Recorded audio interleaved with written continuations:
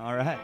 Thanks for having me. Hey, all right. My name is Chris Pounders. I'm from the band Suicide Heaven, and we're from San Jose, California. I would describe Suicide Heaven as a mix, like the best way I can really explain it is if Billy Joe from Green Day and Robert Smith from The Cure had a baby, and that baby was this band. Suicide Heaven is basically a collection of all my favorite songs that I've written that I've never released, and also featuring new content that I write today. So it's a mixed bag.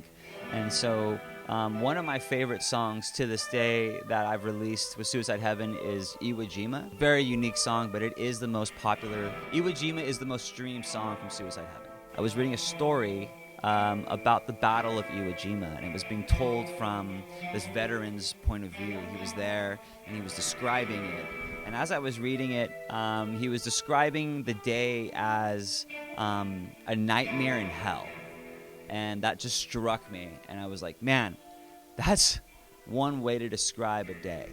And so I decided that I was going to write a song about the Battle of Iwo Jima. Knew that I couldn't just tell a story about history and it would be cool, right? I would need to be clever about describing this battle. So I went with the idea that there's a girl named Iwo Jima, and she's crying, and she's sad, and her tears are like the bombs falling on this island. And that's like the symbolism, I guess. If you didn't catch it already, I just released a new single called Make a Move on Me. It's got this 80s vibe to it, very similar to like the Cars Drive or Plain Song by The Cure, if you guys know what I'm talking about. Very epic, but it's got a great little story. I love it a lot, and I've got a lot more music that I'm cooking up right now, so stay tuned for that. It's very exciting. Where do I start with this? So when I started this project, I visualized the rollout of Suicide Heaven in like 3 phases. But the phase 1 was just releasing the music, getting the name, getting the music out there, the first record out there, right? And then phase 2 felt like I was really embracing social media and really testing things out and pushing myself to kind of jump into the pool with everybody else who's doing this, you know, and to not be afraid to put yourself out there and hopefully have fun in the process. So that was phase 2. Phase 3 is all about the audience, and it's all about the people watching, and it's not about me. And phase 3 is about what value am I giving to my audience? Like, what am I going to give them if they listen to Suicide Heaven? Maybe some good music, yeah?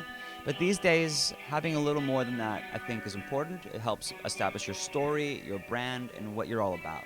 This has been something I've been wanting to do for a while, but now we're ready. And it happened because of one big moment recently. There was a post that went out on my Facebook page, and someone called me out. Yo, it looks like you're promoting suicide. I had a discussion with that person on that thread, and I told them that was not what I wanted to do. It opened up my eyes that maybe the project was getting to a point where more people would see what I was doing, and I wanted to make sure the message was clear. Through that exchange, through that conversation with this particular guy, I told him that I was going to make an effort from that point forward to bring awareness to suicide prevention and to no longer look as if I'm promoting suicide. Social media and the world right now is pretty crazy, and I think that bringing awareness to this right now might be more important than it's ever been.